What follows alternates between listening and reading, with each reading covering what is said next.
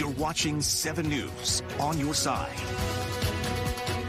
Hundreds of mosquitoes carrying West Nile virus have been found across the country, even some here in the DMV. The CDC reports there have been nearly 200 cases this year of the virus. And while counties like Prince George's are taking preventative measures to avoid cases, there's always a chance that the virus could be contracted. So here to tell us more about it is infectious disease specialist Dr. Glenn Workman from MedStar Washington Hospital Center. Good to have you with us today, Doctor. Hi, good morning. So tell us, first of all, how dangerous West Nile virus is for humans, and how do mosquitoes become infected with it in the first place?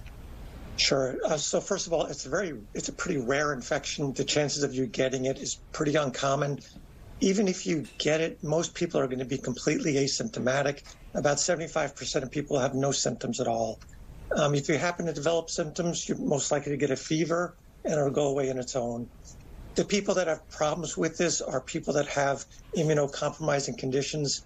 They've received liver transplants, bone marrow transplants. Those are the people that need to be careful around mosquitoes. And how do the mosquitoes get it? Yeah, from biting other people with West Nile, and it can go from mosquito to mosquito. I see. So are there ways that humans can protect ourselves? I mean, is there a vaccine available, any medicines, any preventatives? Yeah, unfortunately, there is not a human vaccine. The best way to avoid it is to be not getting bitten by mosquitoes. So if you're out, use something like DEET, 10% DEET, put it on your skin. After 4 hours, reapply it if you need it, and just try and avoid being bitten. Okay, that's easier said than done, isn't it, sometimes? There was a huge spike in cases back in 2003, and then the following year, the number dropped way down. What happened to bring those numbers down?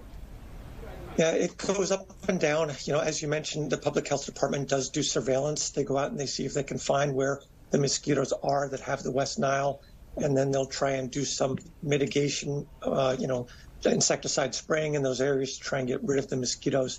I'm sure that helped back then. Mm-hmm. Do you think that West Nile virus is going to be around forever? I mean, do you see a day when it might die out? No. It first came to the States in 1999, and it's been puttering along since then. I think it's with us for the long term. All right. What's your best advice for folks as they enjoy the great outdoors this summer? I wish I had a fail-safe way to avoid being bitten by mosquitoes. But as best you can do, apply the DEET and try and have as best a summer as you can. Okay. And where can people go if they would like some more information about West Nile?